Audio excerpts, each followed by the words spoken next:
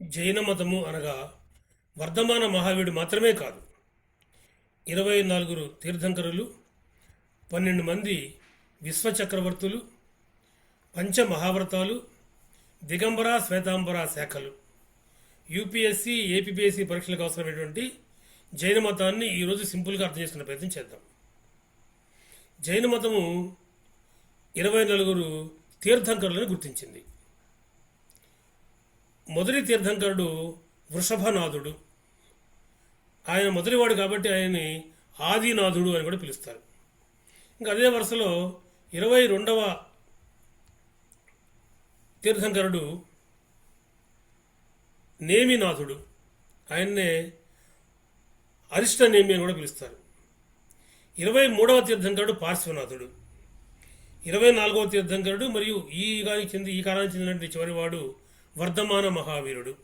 ఈ వర్ధమాన మహావీరుడు యొక్క జీవిత చరిత్ర గురించి ఇంతకుముందు మనం చెప్పుకున్నాం.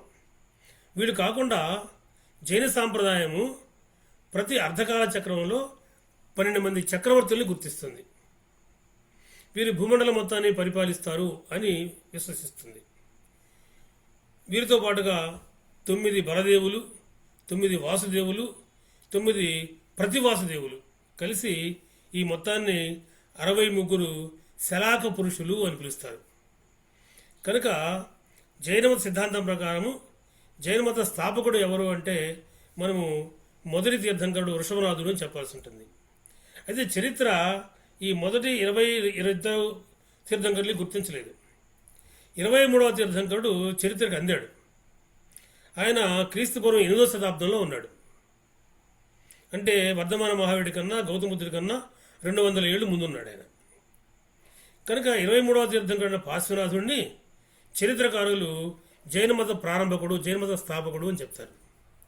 కనుక ఎగ్జామినేషన్ పాయింట్ ఆఫ్ వ్యూలో జైనమత స్థాపకుడు ఎవరు అంటే మనం గుర్తుపెట్టాల్సింది పార్శ్వనాథుడు, అంతేగాని వర్ధమాన మహావీరుడు కాదు. మరొక ముఖ్యమైన విషయం ఏంటంటే జైనమతాన్ని స్వీకరించిన వాళ్ళు ఒక 5 పంచమహావ్రతాలు పాటించాలి. ఈ పంచమహావ్రతాలు జైనమత నైతిక బోధనలకు పునాది వంటివి. వర్ధమాన మహావీరుడు వీటి గురించి నిరంతరము ప్రోత్సహించేవాడు. జైన సన్యాసులైతే వీటిని కఠినంగా పాటించాలి. గృహస్థుల మతకు కొంత సడలింపేదో వాళ్ళకు ఉంటుంది.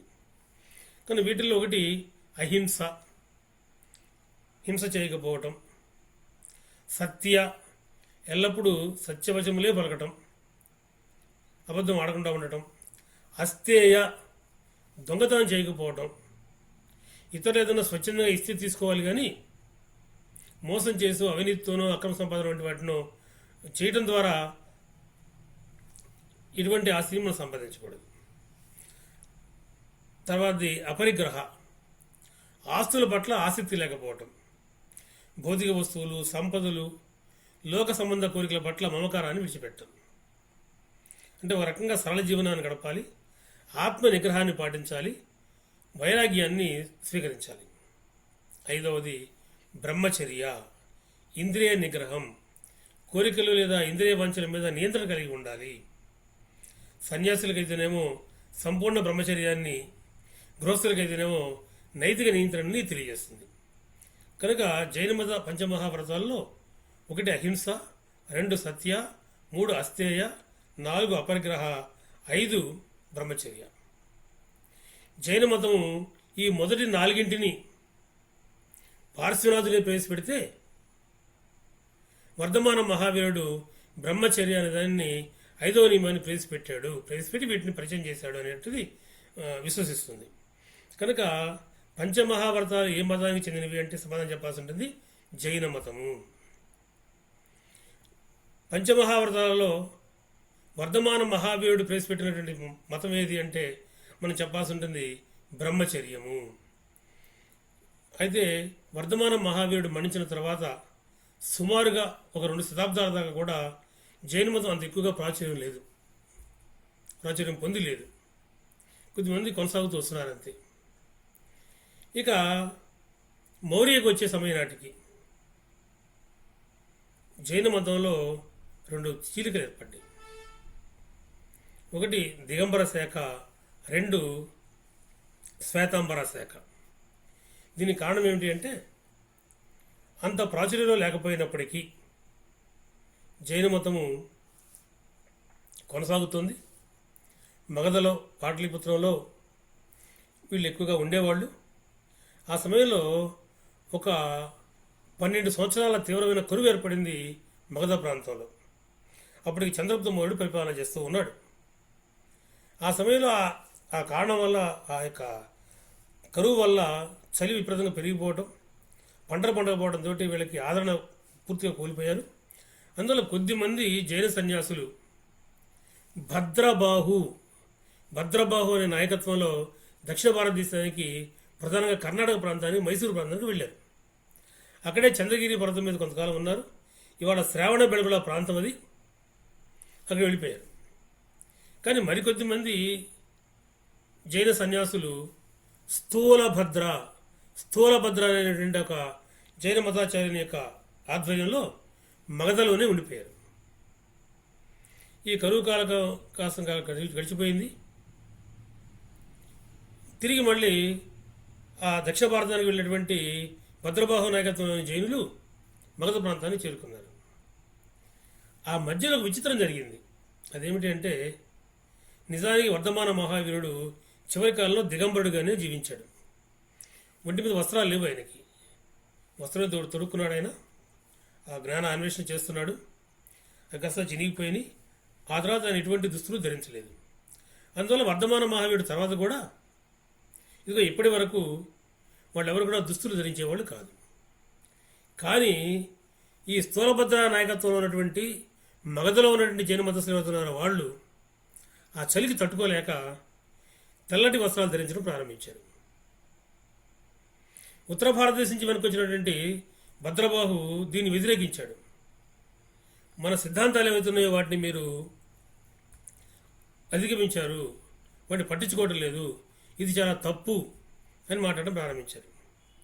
దీని మీద తేడాలు వచ్చి భద్రబాహు ఆధ్వర్యంలోనేమో దిగంబర శాఖ ఏర్పడింది. స్థూలభద్ర నాయకత్వంలోనేమో శ్వేతాంబర శాఖ ఏర్పడింది.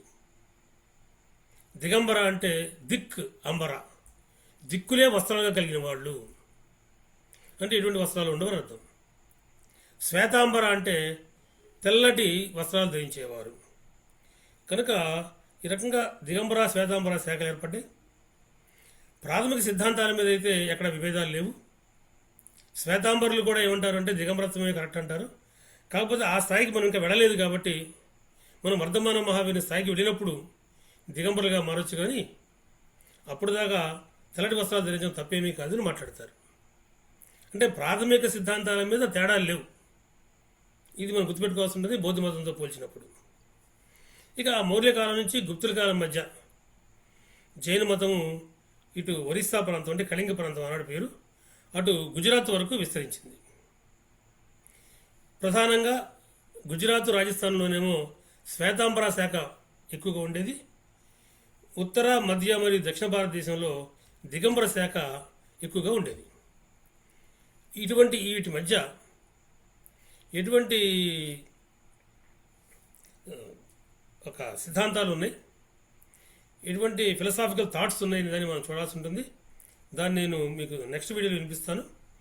ఈ వీడియో వచ్చినటువంటి ప్రతిదాన్ని కూడా మీరు బాగా శుభ్రంగా చదువుకోండి, నోట్స్ రాసుకోండి. Please share this particular video to the other candidates who are appearing for the examinations. ప్రస్తుతానికి స్వస్తి.